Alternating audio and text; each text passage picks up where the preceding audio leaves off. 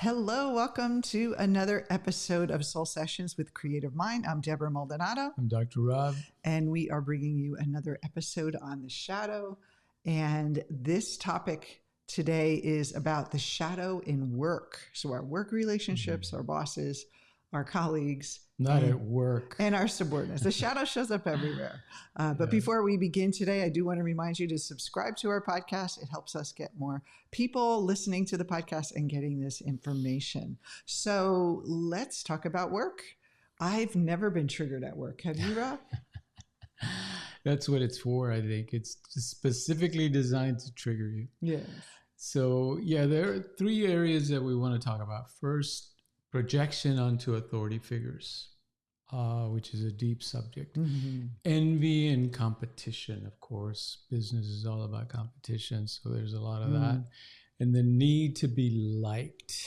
Mm-hmm. We don't know anything about that, do we? Well, and also I want to say the competitiveness, not only at work, but with people in your industry. And a lot of coaches deal with that. They have the kind of the compare and despair pattern where they're online and they're like, why is that person, they look so successful and I do what they do, or they're stealing my idea, like all that kind of lack and where that comes from and why we even envy some people that are successful when we're trying to be successful and we kind of feel like, how did they do it and not me, that type of thing. And all these things will hinder your progress toward success, no doubt.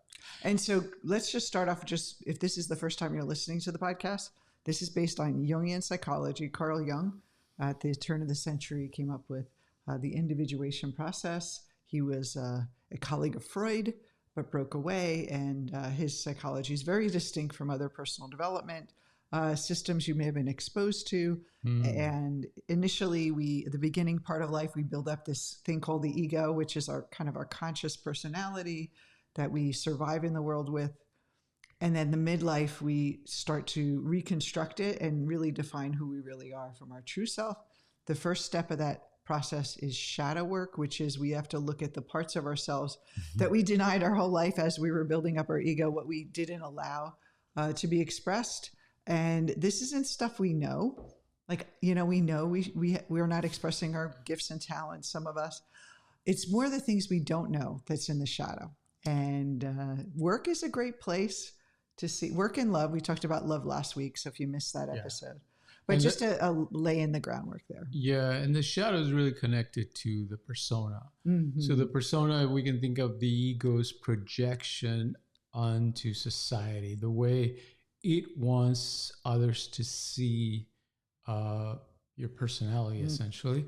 And it serves two functions. One, it allows us to give a certain impression, the impression of what you want to project, who you want to be, right? All that stuff. And on the other hand, it's a place to hide. The true self hides behind the mask of the shadow. Of the persona. And the shadow are all those things that don't fit into that projection and are pushed away into the personal unconscious. So when you go for a job interview, you're going to have a persona up of being easy to get along with, that you're talented, that you're qualified, that you're smart. And so that persona is what they see. You would not show up as the way you would show up with someone in your family or with your friends at happy hour. You would definitely have that persona. So when we show up at work, we kind of keep that up. We have to keep that up. And I remember I was in the corporate world for 15 years, and I remember just being how hard, all the pressure it is to be an executive and to know the answers to things and have to keep that persona up in the workplace. And people in showbiz, they lead with their persona and a bit larger than life persona, and often it traps them because now they have to keep up this persona, and if they want to keep making money and working, and often they resent that, and unconsciously, if they don't do this kind of work, unconsciously they will sabotage it in order to escape, because it's the only way to escape it.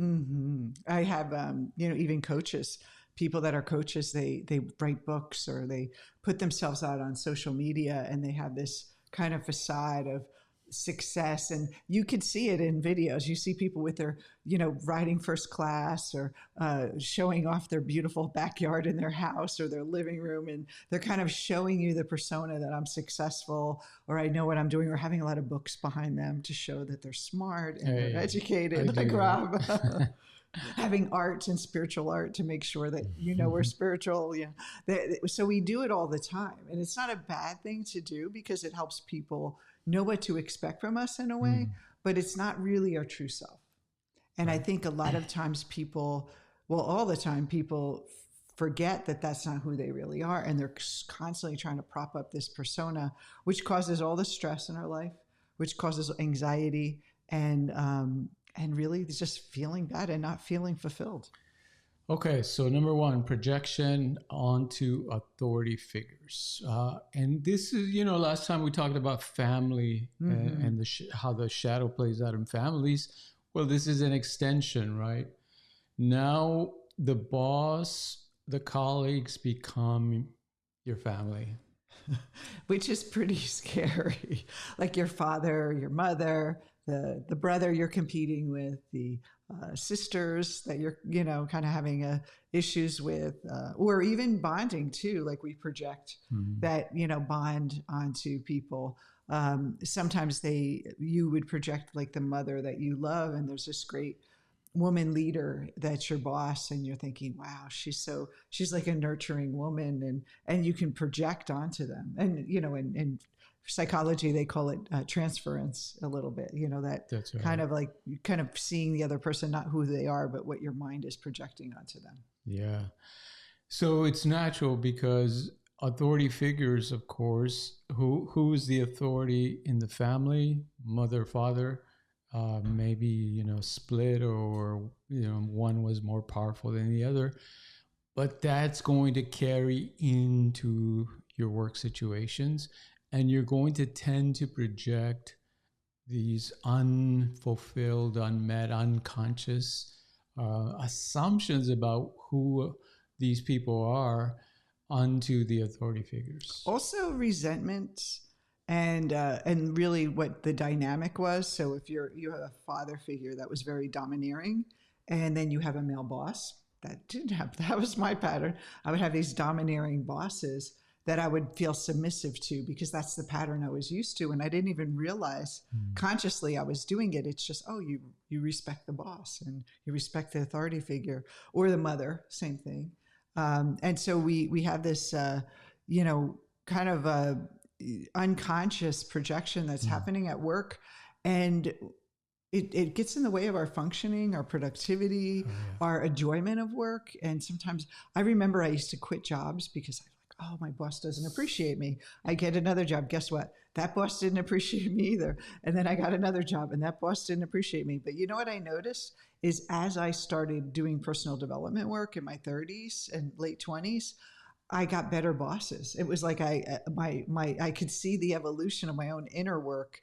And finally, my last job, my boss would tell me all the time, I'm so lucky that you're here. And I'm like, oh, I finally got through some of that pattern. But it's really interesting how you think, I'm just going to quit that job because that terrible boss, but you're going to find yourself in that same situation again. Yeah. Yeah, so it can create a lot of tension and misunderstanding. For example, when it comes time for receiving feedback, you're going to tend to read it as the critical father, if you had a critical father or a critical mother, instead of receiving it as, oh, this is useful, constructive feedback for me to improve my job. It reads to you emotionally and unconsciously as criticism, as you're no good, you're not doing a great job, all that stuff, and leads to misunderstanding and maybe even quitting your job, those kind of things. And those things are not only it's not only like if you have an issue with your father, you would project that onto the males. It basically is any authority, like whoever's the authority in your family, the parent that had the authority, they'll show up as your bosses. Absolutely. I think especially the father has a lot of influence on the work space, primarily because the father archetypally is the one that represents that going out into the world, working and making things happen, dealing with money, dealing with success. All those are part of that father archetype. So next, envy and competitiveness. And, so much of business is based on competition. Envy, of course, is a dirty word, but it's in there because, observe your own mind. When you see other people doing well, doing better than you, what comes up? And envy is natural. We've seen these studies with primates where they recognize when they're not getting their fair share, and they get angry and envious of the other. Well, and you have to think of the dynamics too of the bosses too, and their family dynamics. And there's certain employees that they may feel they get along with more because of their own conditioning. So it's not that performance based, but it's more the favoritism based on familiarity, or that person reminds them of their daughter or their the sibling, and there's something there that has nothing to do with their skills, but then the boss favors them, or they get along, or they have some kind of connection, and then you're wondering why that's fair. Not fair. And the boss also does this unconsciously. So we project onto our bosses and our colleagues unconsciously, and they project onto us. Yeah. And so it's not that people are trying to, beat you out, or, tear you down, or take over. Sometimes they are. Well, yeah, but they do it in because of their conditioning. Exactly, they do it because of projection and being and competitive. I mean, we're taught to be competitive. What do they instill in us in school? To compete, right? It's not a bad thing. To be on the football team, to be on the cheerleader team, get the great grades. Yes, to be the best at what you do. So there's nothing wrong with it, except it becomes a problem when you're not conscious of it. Yeah. So in both these situations, with the bosses and with your colleagues, the key is to become conscious of it through shadow work. And what happens is we usually get triggered and angry. And what the shadow is really hiding is those feelings of inadequacy, a fear of failure, maybe even, kind of insecurities that we are not conscious of. And we tend to just make it about the top experience, the presenting experience, but that's not really what it's about. So we always want to dig deeper instead of just, I'm going to speak up to my boss, and I'm going to keep my boundaries. I'm going to work twice as hard, or I'm going to take this action to alter this behavior. We have to look at ourselves first and say, well, what is my part in it? Yeah. And it's hard, of course, to admit that you're envious of another, to admit that you resent other people, to admit all these kind of ugly traits, right? Things about yourself. They're difficult, but once you do it, you're able to deal with them a lot better, and you're not projecting them, because that's the tendency. Whatever you repress, you're going to project onto others. So you're going to accuse others of being those very things, but it's really coming from you. Yeah.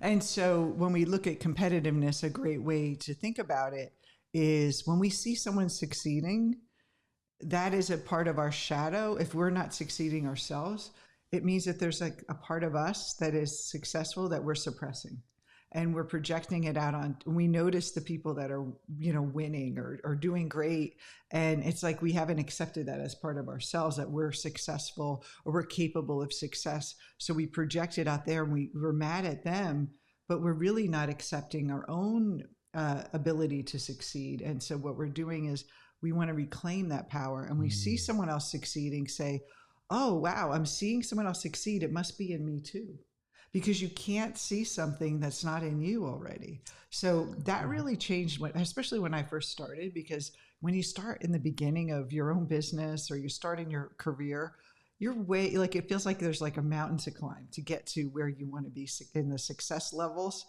And then just to witness other people and be like happy for them and be like, yeah, if she can do it, I can do it. If he can do it, I can do it. It's in me too, because I'm witnessing it.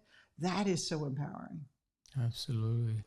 And the empowerment is really accepting these aspects of yourself as not necessarily normal, but let's say that they are part of your human nature, right? They're part of the repertoire of us evolving over millions of years with these emotions, and that they're okay. It doesn't mean we're terrible, we're bad.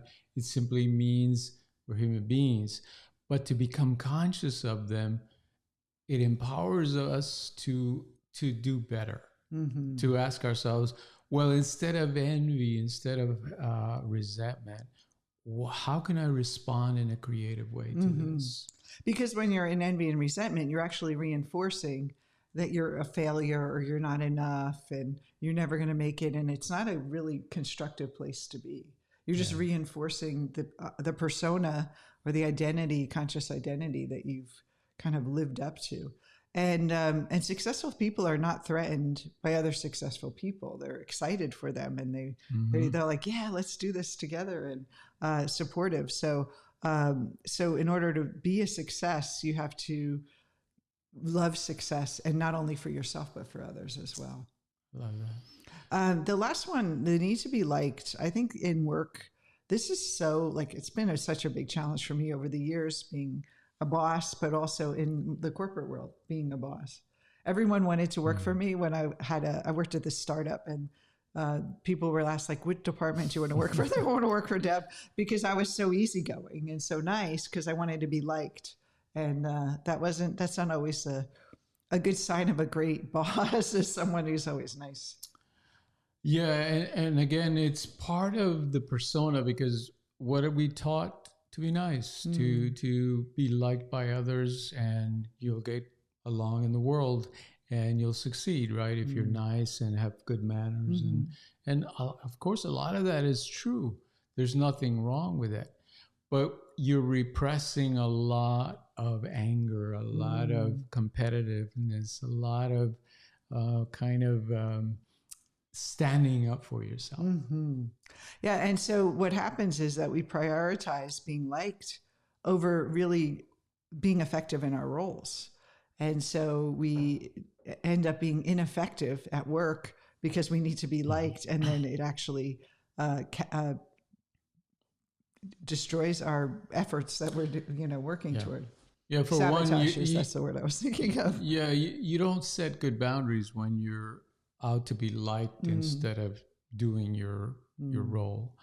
And once you set up that system where your boundaries are not very clear or not very firm, other people don't trust you because they don't know where your boundaries are. You're leaving it open, and so people are afraid to either overstep their boundaries or don't know exactly where to stop. And so it creates anxiety in them, and people don't like that. They'll move away. And so how else does it show up? Maybe I see this all the time, is that people take on too much work and not say anything because they don't want their boss to be mad at them or not think they're capable. And again, not being liked, delegating work. I can't, give this work to someone else on your team because you're overwhelmed. And what I see a lot, I've worked with a lot of corporate people, and also being in the corporate world myself, there's a lot of people that they complain about being overworked and overwhelmed, but they're too afraid to ask their colleagues to take on the work because they don't want to be the bad guy and put their colleagues out. So then they end up taking, like a martyr, taking on more and more work and more resentment, and they're less effective.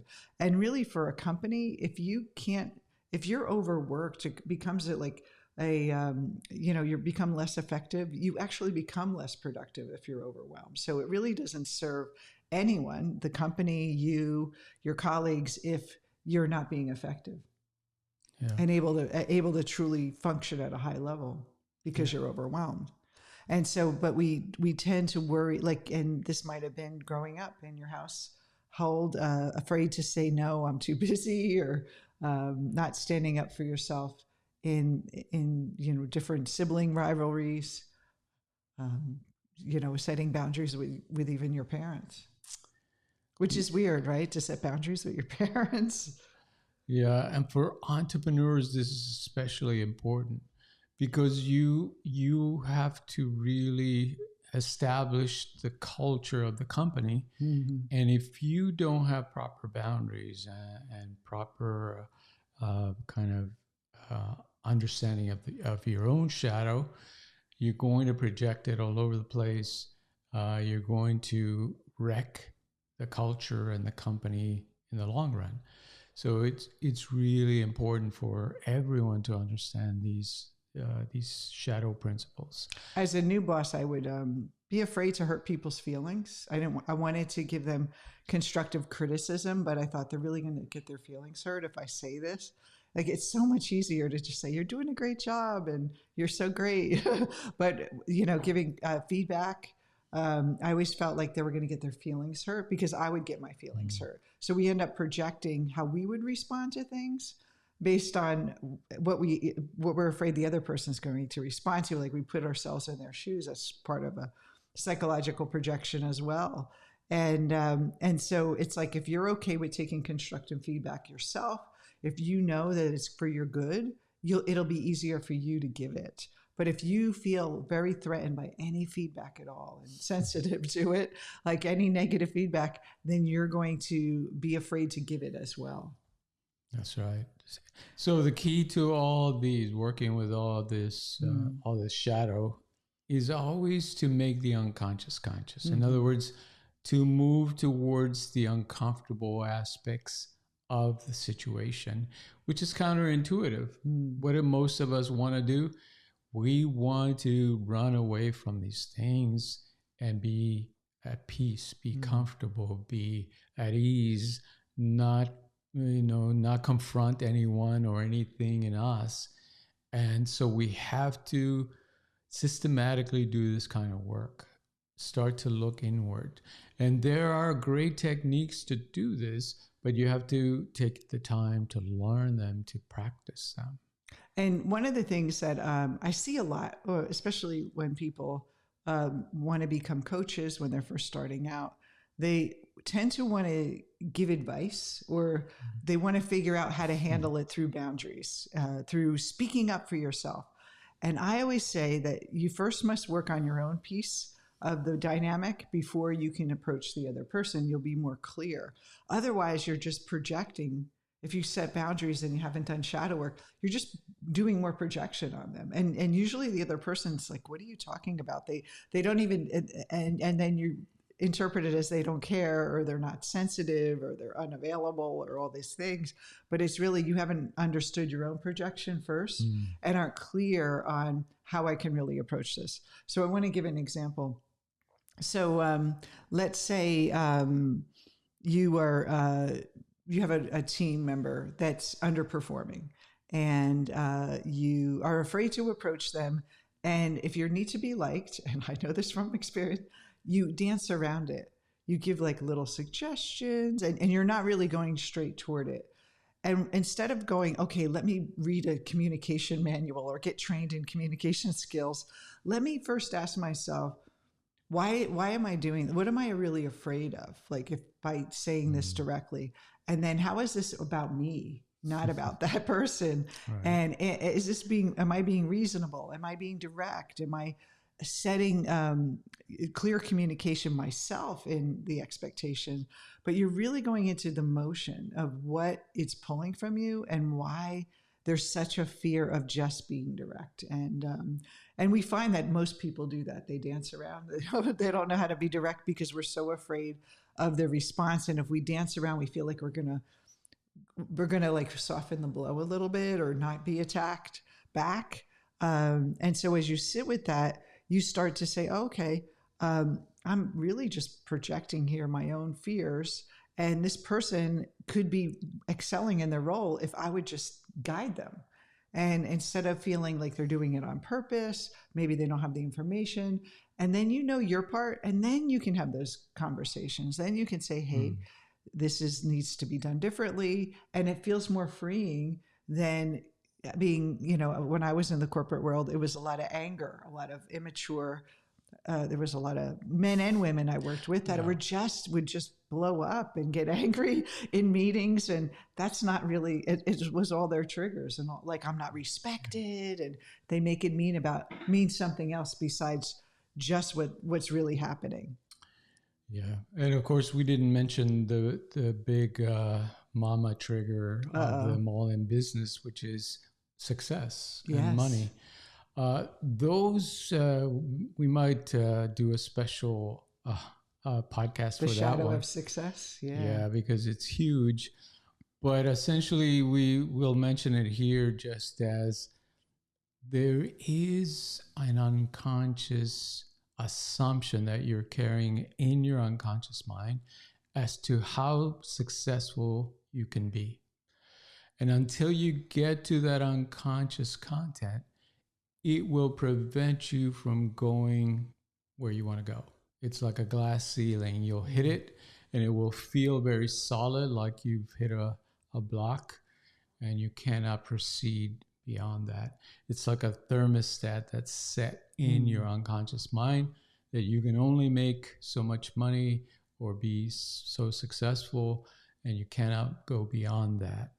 And until you undo that, until you make the unconscious conscious, it will hold you to that. And don't you think that the concept that we have of ourselves, the default personality, is the one that's in the way? So it has all these competitiveness and projections, and so it almost like a self-sabotaging mechanism. So it's not even... it's not about I believe in myself and I believe I'm successful, like limiting beliefs. It's more deeper into the core of who you are on a deep level, and on all those, the dynamics in relationships. Success comes through people. It does not come from you just meditating on doing a vision board and the money comes in the mail. It's through people. And so if you don't have a good relationship with people or are hesitant, I found one year we were doing business. I counted $100,000 that we lost because I was too afraid to charge for things to people that were already clients. I was like, oh, I feel guilty charging them. They're already investing in us. So I'd give them all these free courses that they couldn't even use. They were so overwhelmed with them. And I added it all up. It was like $100,000 worth of bonuses. And it wasn't because I thought they could... I thought they would use them, but it was more for me being afraid. And so it's like we end up ruining our chances of success unconsciously. And it's not because we're not thinking about that check we get in the mail every month or visualizing about money.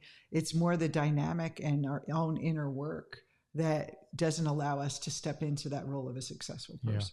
Yeah. And it doesn't mean everyone has to be wealthy. It just means that you have the choice. Yes. It's not a limitation. It's not that you cannot go there. It's simply that you're choosing. You're really choosing. And so those of you who are in the corporate world, think about where you're at, where you want to go. And then instead of thinking about what externally is in the way of you getting that next promotion or that next level, think about what internally is in the way. And look at these micro movements in everyday life, these little micro behaviors that are actually leading to something unconscious, leading to that persona that, we want to keep up and don't want to break. The ego does not like change. So it keeps us in that status quo. Yeah. So as you can see, our work is not a quick fix. It's not a 1, 2, 3 steps.